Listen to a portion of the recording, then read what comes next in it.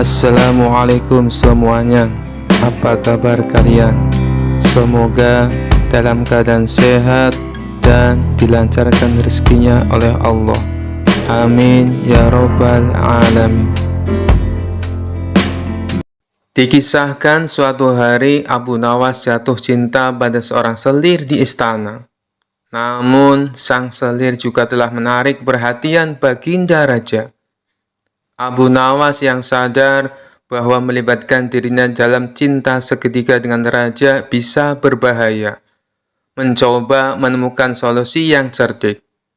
Abu Nawas kemudian membuat puisi cinta yang indah dan memberikannya kepada Baginda Raja, sehingga membuat raja begitu terkesan. Puisi tersebut sebenarnya ditujukan untuk selir, tetapi Baginda Raja menganggapnya sebagai ekspresi cinta Abu Nawas kepada istri raja. Baginda Raja merasa senang dan tersanjung, memutuskan untuk memberikan hadiah kepada Abu Nawas sebagai tanda terima kasih atas puisinya. Namun, Abu Nawas meminta raja untuk memberikannya hak untuk menjalani hidup bebas dan tidak terikat, sehingga dia dapat mencari cintanya di tempat yang lain. Baginda Raja meskipun kecewa karena kehilangan selirnya setuju untuk memberikan kebebasan kepada Abu Nawas. Dengan demikian, Abu Nawas berhasil melepaskan diri dari perangkap cinta segitiga tanpa harus mendapatkan kemarahan Baginda Raja. Cerita ini menunjukkan kecerdikan dan kebijaksanaan Abu Nawas dalam menyelesaikan masalah cinta yang rumit dengan cara yang tidak biasa. Meskipun terjebak dalam cinta segitiga, Abu Nawas berhasil menemukan jalan keluar yang tidak hanya membuatnya bebas, tetapi juga membuat raja menjadi puas. Kisah selanjutnya. Pada suatu hari, Raja Harun al-Rasyid memanggil Abu Nawas menghadap ke istana. Kali ini raja ingin menguji kecerdikan Abu Nawas. Sesampainya di hadapan raja, Abu Nawas pun menyembah, dan raja bertitah. "Hai Abu Nawas, aku menginginkan 6 ekor lembu berjenggot yang pandai bicara. Bisakah engkau mendatangkan mereka dalam waktu 1 minggu? Kalau gagal, akan aku penggal lehermu." "Baiklah Baginda, hamba junjung tinggi titah tuanku," jawab Abu Nawas. Semua penggawa istana yang hadir pada saat itu berkata dalam hati, "Mampuslah kau Abu Nawas." Abu Nawas bermohon diri dan pulang ke rumah. Begitu sampai di rumah, ia duduk berdiam diri merenungkan keinginan raja. Seharian ia tidak keluar rumah, sehingga membuat tetangga heran. Ia baru keluar rumah setelah seminggu kemudian, yaitu batas waktu yang diberikan oleh Baginda Raja kepadanya. Ia segera menuju ke rumah orang banyak, lalu berkata, "Hai orang-orang muda, hari ini hari apa?" Orang-orang yang menjawab benar akan dia lepaskan. Tetapi orang-orang yang menjawab salah akan ia tahan. Dan ternyata tidak ada seorang pun yang menjawab dengan benar. Tak ayal, Abu Nawas pun marah-marah kepada mereka. "Begitu saja kok nggak bisa jawab. Kalau begitu, mari kita menghadap Baginda Raja untuk mencari tahu kebenaran yang sesungguhnya." Keesokan harinya, istana Baghdad dipenuhi warga yang ingin tahu kesanggupan Abu Nawas membawa 6 ekor lembu berjenggot. Sampai di depan Raja Harun al-Rasyid, ia pun menghaturkan sembah dan duduk dengan khidmat. Lalu raja berkata, "Hei Abu Nawas, mana lembu berjenggot yang pandai bicara itu?" Tanpa banyak bicara, Abu Nawas pun menunjuk ke 6 orang yang dibawanya itu. "Inilah mereka Baginda." "Hai Abu Nawas, apa yang kau tunjukkan kepadaku itu?" "Iya Baginda." "Tanyalah pada mereka, hari ini hari apa sekarang?" jawab Abu Nawas. Ketika raja bertanya, ternyata orang-orang itu memberikan jawaban yang berbeda-beda. Maka berujarlah Abu Nawas, jika mereka manusia, tentunya tahu hari ini hari apa. Apalagi jika Tuanku menanyakan hari yang lain, akan tambah pusinglah mereka. Manusia atau hewankah mereka ini? Inilah lembu berjenggot yang pandai bicara itu, Tuanku. Raja heran melihat Abu Nawas pandai melepaskan diri dari ancaman hukuman. Maka raja pun memberikan hadiah 5.000 dinar kepada Abu Nawas. Kisah selanjutnya. Abu Nawas adalah orang yang sangat sederhana. Meskipun ia dikenal dekat dengan baginda Raja Harun al-Rasyid, tetapi kehidupan keluarganya cukuplah sederhana, tidak memiliki harta benda yang berlimpah.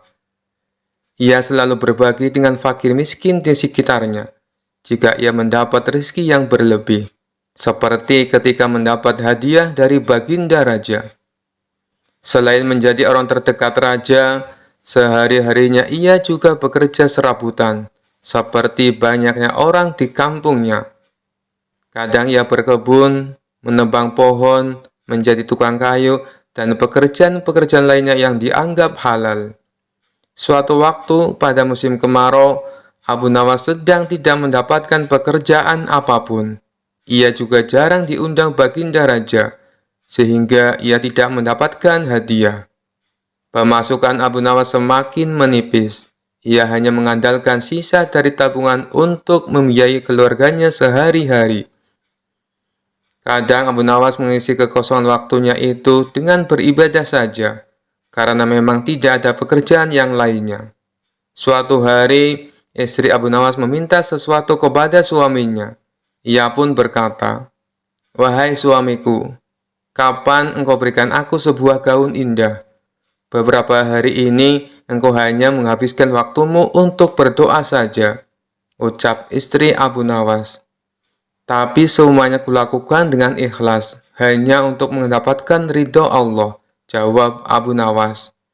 "Kalau begitu, mintalah upah kepada Allah," sahut istri Abu Nawas. Spontan Abu Nawas beranjak menuju pekarangan rumahnya. Dengan berbekal sehari tikar dan alat peribadatan yang lainnya, Abu Nawas mulai bersujud untuk menyampaikan permohonannya kepada Allah. "Ya Allah, berilah hamba upah 100 keping perak," ujar Abu Nawas dengan suara lantang, dan dilakukannya berulang-ulang.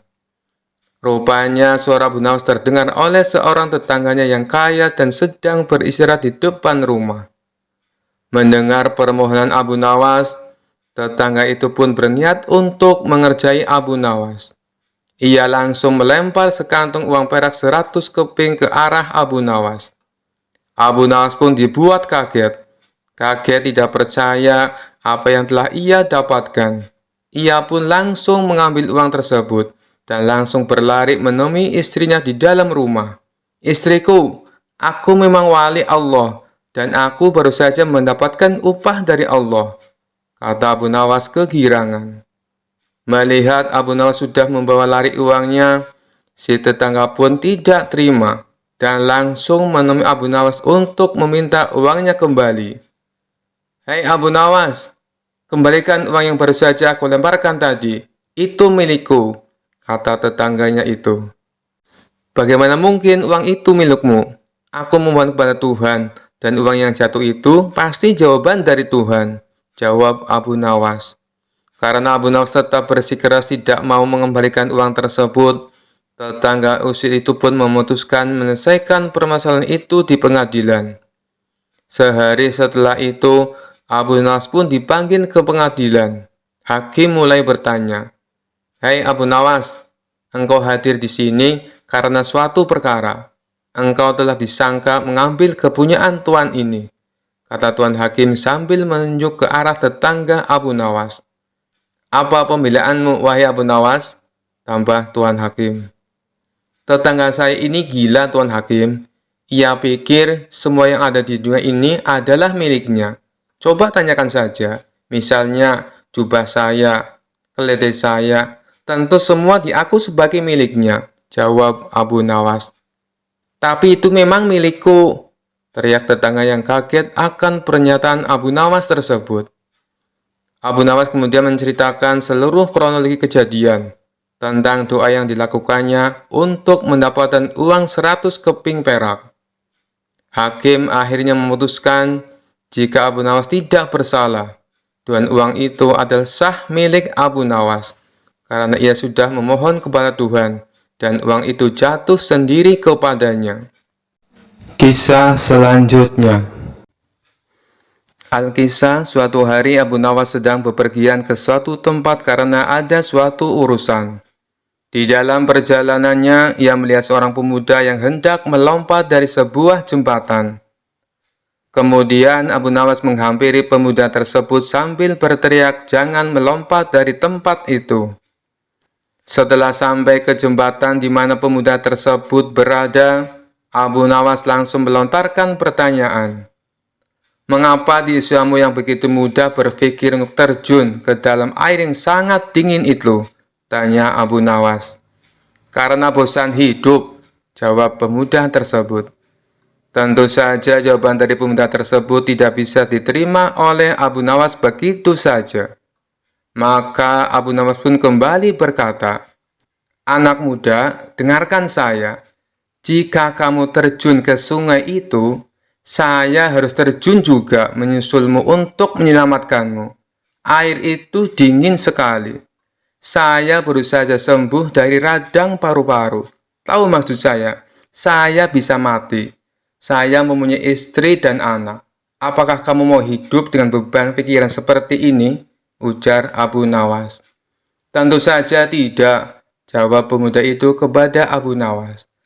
"Maka dengarkan saya, jadilah orang baik-baik, bertobatlah, dan Allah akan mengampunimu. Pulanglah. Nah, dalam kesendirianmu dan di rumah yang sepi itu, gantunglah dirimu," ujar Abu Nawas seraya balik kanan pergi. Setelah mendengarkan perkataan Abu Nawas, pemuda itu membatalkan niatnya untuk bunuh diri dan kembali pulang ke rumahnya. Dalam perjalanan selanjutnya, Abu Nawas didatangi oleh seorang laki-laki bejat. Tanpa basa-basi, laki-laki tersebut langsung menanyakan sesuatu kepada Abu Nawas. "Wahai Abu Nawas, aku ingin sekali memiliki kemampuan melihat setan. Apa kau bisa mengajariku bagaimana cara melihatnya?" tanya laki-laki bejat tersebut. "Tentu bisa, tepat sekali kau bertemu denganku," jawab Abu Nawas mengiyakan permintaan laki-laki itu. "Kalau begitu, tunjukkan kepadaku," ujar laki-laki tersebut kepada Abu Nawas. "Itu mudah sekali. Apa kau mempunyai cermin di rumah?" kata Abu Nawas. "Tentu saja punya, wahai Abu Nawas," jawab laki-laki itu kembali. Kemudian Abu Nawas pun memberitahukan cara melihat wujud setan kepada laki-laki bejat tersebut. "Jadi begini caranya, pandangi cerminmu betul-betul. Tidak butuh waktu lama, kau akan melihat wujud setan yang ingin kau ketahui," jelas Abu Nawas. Pemuda itu yang mengetahui maksud dari perkataan Abu Nawas hanya bisa tertawa terpingkal-pingkal. Kisah selanjutnya. Suatu malam, Abu Nawas sedang berjalan di sebuah padang pasir. Tiba-tiba, dia dihadapkan oleh seorang jin yang sangat kuat dan bijaksana. Jin tersebut menyatakan bahwa dia dapat memberikan 3 keinginan kepada Abu Nawas, tetapi dengan syarat bahwa setelah 3 keinginan tersebut terpenuhi, Abu Nawas harus memberikan nyawanya kepada jin tersebut. Abu Nawas meskipun cerdik, merasa khawatir dengan syarat tersebut. Namun dia menerima tawaran jin tersebut dan memberikan 3 keinginan. Keinginan pertama Abu Nawas adalah memiliki kekuasaan yang setara dengan raja. Keinginan kedua adalah memiliki harta yang melimpah. Dan keinginan ketiga adalah memiliki kekuatan untuk mengendalikan waktu. Setiap keinginan Abu Nawas segera terpenuhi, dan dia hidup dalam kemewahan dan kekuasaan. Namun setelah beberapa waktu, Abu Nawas merasa takut akan dekatnya saat untuk memberikan nyawanya kepada jin tersebut. Dengan kecerdikannya, Abu Nawas merencanakan pertemuan terakhir dengan jin di tepi sungai. Dia membawa sebotol anggur dan pura-pura mabuk. Ketika jin datang, Abu Nawas pun berkata, "Sebelum aku memberikan nyawaku, mari kita minum bersama sebagai perpisahan." Jin tersebut setuju dan mereka minum bersama. Abu Nawas terus memberikan pujian kepada jin tentang kebijaksanaannya.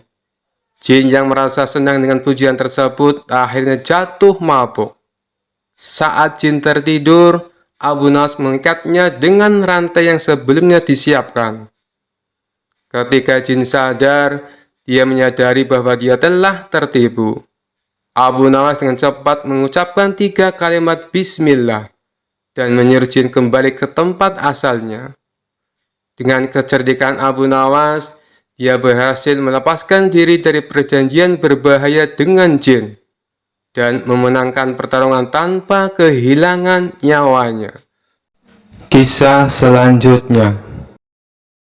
Suatu hari Abu Nawas menghadapi seekor ular di jalan.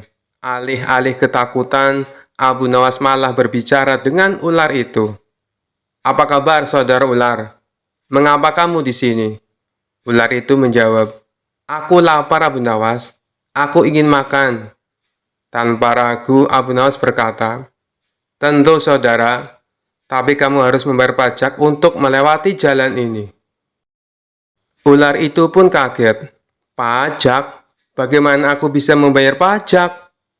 Abu Nawas dengan serius menjawab, "Caranya sangat mudah, saudara. Bayarlah dengan bulu-bulumu. Semakin banyak, semakin baik." Ular itu pun menyerahkan beberapa helai bulu dan Abu Nawas pun tertawa geli. Kisah selanjutnya. Diceritakan suatu hari Baginda Raja mengundang beberapa ulama berkumpul di istananya. Tentu saja Abu Nawas juga hadir dalam pertemuan tersebut. Tujuan Baginda Raja mengundang mereka untuk membahas tentang berbagai masalah hukum agama. Dengan begitu, beliau tetap bisa menimba ilmu tanpa harus meninggalkan istananya. Ulama fikih menyampaikan keilmuannya seputar halal haram dalam hukum agama Islam. Ulama tauhid menyampaikan keilmuannya seputar keesaan Allah Subhanahu wa Ta'ala beserta kekuasaannya yang meliputi alam semesta. Begitu juga dengan ulama yang lainnya. Setelah masing-masing ulama menyampaikan ilmu sesuai bidangnya, tibalah giliran Abu Nawas. Dikarenakan bingung harus menyampaikan apa, Abu Nawas pun berkata, "Ampun Paduka yang mulia, apa yang ingin Paduka dengar dari hamba? Hamba rasa para ulama ini sudah menyampaikan semuanya." "Kalau menurutmu demikian, baiklah. Berarti sekarang waktunya untuk tanya jawab," ucap Baginda Raja. "Abu Nawas, apa yang kau ketahui tentang rezeki?" tanya Baginda Raja. "Kita semua pasti meyakini bahwa rezeki datangnya dari Allah Subhanahu wa Ta'ala. Sebagaimana dalam firman-Nya, tidak ada suatu binatang melata pun di bumi, melainkan Allah lah yang memberi rezekinya," jelas Abu Nawas. "Rezeki itu bisa datang dari mana saja, Paduka. Kita sebagai manusia cukup bertawakal dengan benar. Niscaya rezeki akan datang kepada kita. Lakukan yang menjadi bagianmu. Selanjutnya, biarkan Allah yang mengurus lainnya." Ini berdasarkan hadis Nabi yang berbunyi, "Andai kalian bertawakal kepada Allah sebenar-benar tawakal, niscaya Allah akan berikan rezeki kepada kalian. Sebagaimana Dia memberikan rezeki kepada burung yang pergi dalam keadaan lapar, lalu pulang dalam keadaan kenyang," papar Abu Nawas. Ternyata pandangan Abu Nawas mengenai rezeki tidak sama dengan para ulama yang hadir. "Wahai Abu Nawas, Seandainya seekor burung tidak keluar dari sangkarnya, bagaimana mungkin ia akan mendapatkan rezeki? Tanya salah satu ulama. Untuk mendapatkan rezeki dibutuhkan usaha dan kerja keras Abu Nawas. Rezeki itu tidak datang sendiri, melainkan harus dicari dan didapatkan melalui sebuah usaha. Timpal ulama yang lain. Tapi Abu Nawas bersikukuh dengan pendapatnya, sehingga terjadilah sedikit perdebatan di antara mereka. Tidak ingin debat berkepanjangan, Abu Nawas lalu berkata, "Begini saja, besok kita berkumpul lagi di sini. Buktikan pendapat kalian di hadapan Paduka Raja." Para ulama pun sepakat dengan tawaran Abu Nawas tersebut. Abu Nawas dan para ulama kemudian pamit kepada Baginda Raja meninggalkan istana. Setelah berpamitan kepada Baginda Raja, Abu Nawas pun segera pulang ke rumahnya, sebab ia harus mengajar murid-muridnya. Sementara para ulama tersebut sibuk mencari cara untuk membuktikan pendapat mereka. Sampai pada akhirnya, saat berjalan pulang menyusuri sebuah desa, para ulama melihat penduduk setempat sedang panen buah kurma. Kemudian, terbesitlah niatan untuk membantu warga. Setelah selesai dengan pekerjaannya, para ulama ini mendapat imbalan beberapa ikat buah kurma dari warga setempat. Mereka senang bukan main. Para ulama itu senang bukan karena mendapatkan kurma, tetapi memiliki alasan untuk menyampaikan kepada Abu Nawas dan Baginda Raja bahwa pendapat mereka soal rezeki adalah benar.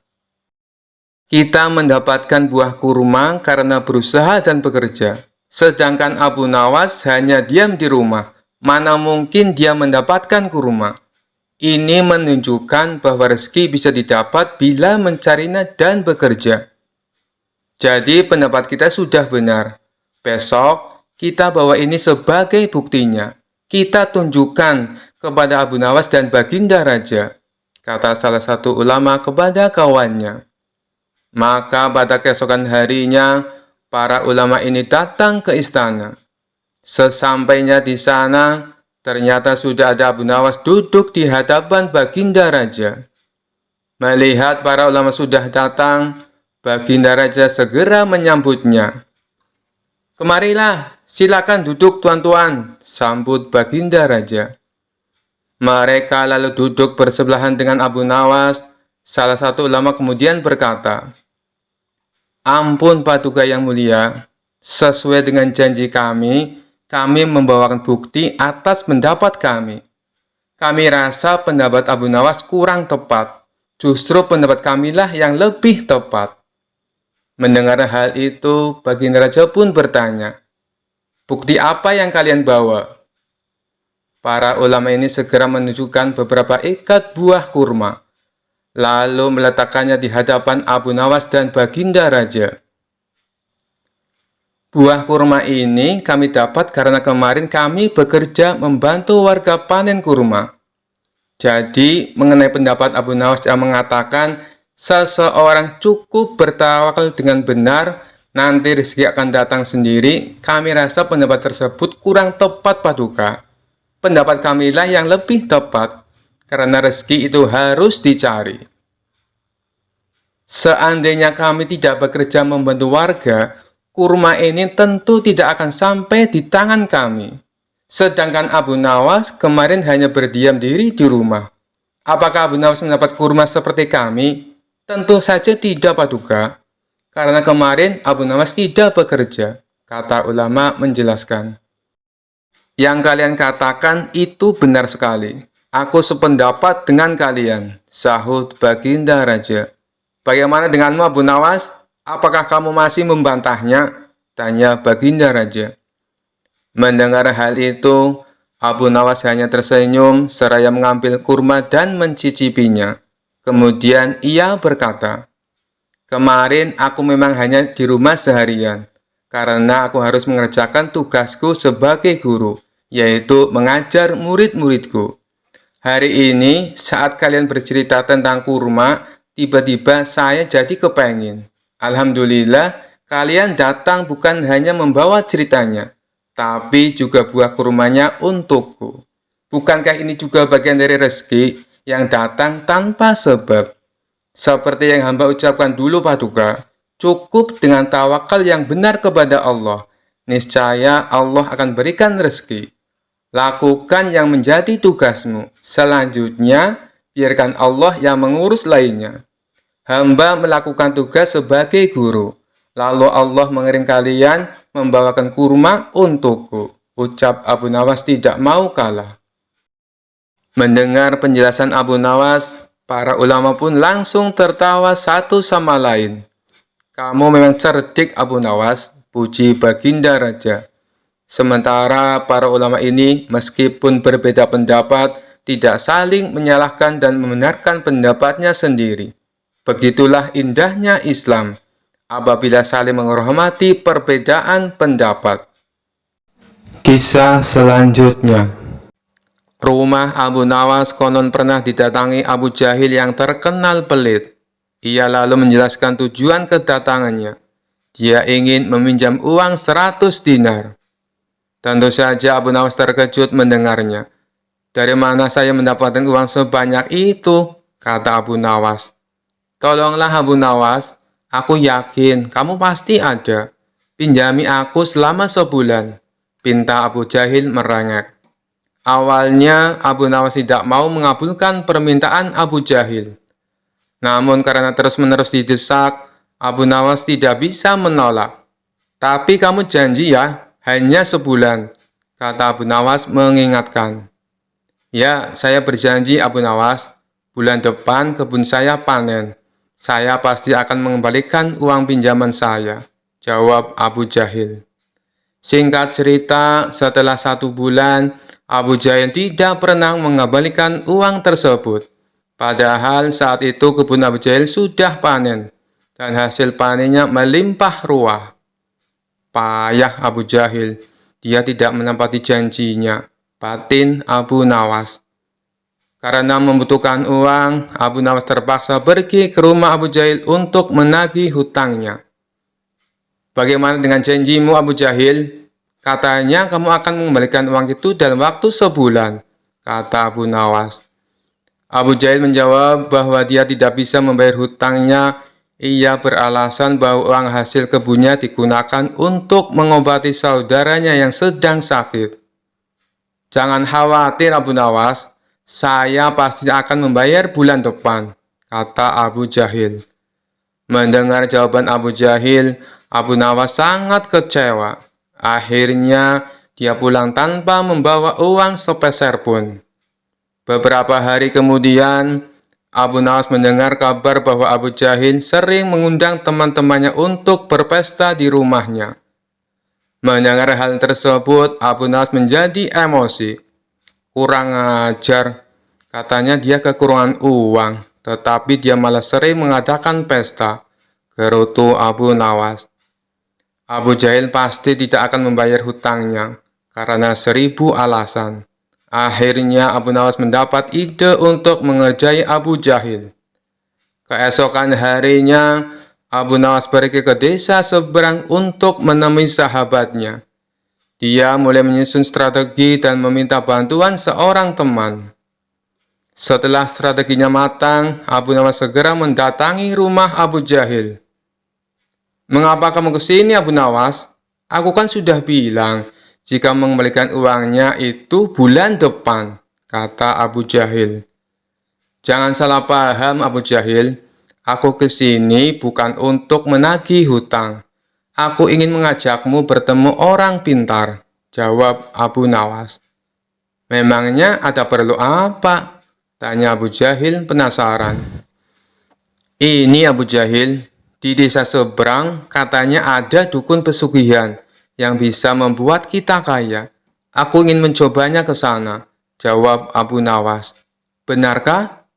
Baiklah Abu Nawas, aku ikut.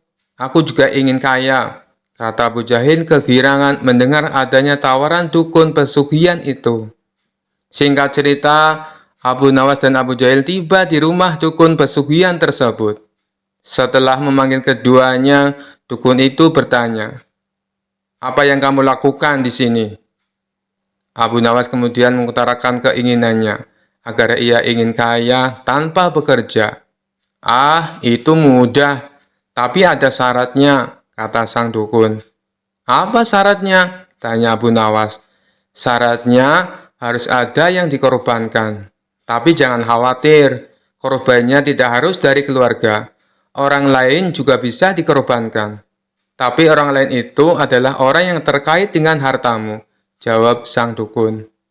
"Apa maksudmu? Aku tidak mengerti," tanya Abu Nawas lagi. "Ya, misalnya siapapun yang berhutang uang kepadamu, orang itu dapat digunakan sebagai korban, meskipun dia bukan anggota keluargamu," jawab sang dukun. "Bagaimana jika orang itu tidak mau?" tanya Abu Nawas. "Kamu tidak perlu meminta izin kepada orang tersebut. Nanti ia akan jadi korban tanpa ia sadari dan tiba-tiba mati dengan mengerikan," kata sang dukun menjelaskan. "Oh, aku mengerti. Baiklah, aku setuju," jawab Abu Nawas sambil memandang Abu Jahil. Abu Jahil yang merasa dikorbankan langsung gemetaran. Dukun itu kemudian mengajari Abu Nawas mantra sebagai ritual. Tengah malam, setelah kembali dari rumah sang dukun, Abu Nawas berkata di tengah jalan, "Abu Jahil, kamu tidak perlu mengembalikan hutang yang 100 dinar. Saya ikhlas." Mendengar hal itu, Abu Jahil langsung ketakutan. "Jangan Abu Nawas, saya akan mengembalikan uang kamu nanti. Tepatnya saat sampai di rumah saya. Nanti akan segera aku kembalikan," kata Abu Jahil dengan ketakutan. "Bukankah kamu kemarin mengatakan bahwa kamu kehabisan uang?" kode Abu Nawas. "Saya masih punya banyak uang, Abu Nawas. Aku sengaja berbohong padamu," kata Abu Jahil. Akhirnya Abu Jahil segera mengembalikan uang pinjamannya kepada Abu Nawas di hari itu juga, sejumlah uang 100 dinar. Setelah diselidiki, terungkap bahwa dukun yang didatangi Abu Nawas dan Abu Jahil adalah sahabat Abu Nawas. Taktik ini sengaja diatur oleh Abu Nawas dan kawannya tersebut, agar Abu Jahil segera melunasi hutangnya. Sekian dulu perjumpaan kita kali ini. Sampai bertemu lagi di kisah-kisah selanjutnya. Terima kasih yang sudah subscribe dan setia menonton channel ini. Wassalamualaikum warahmatullahi wabarakatuh.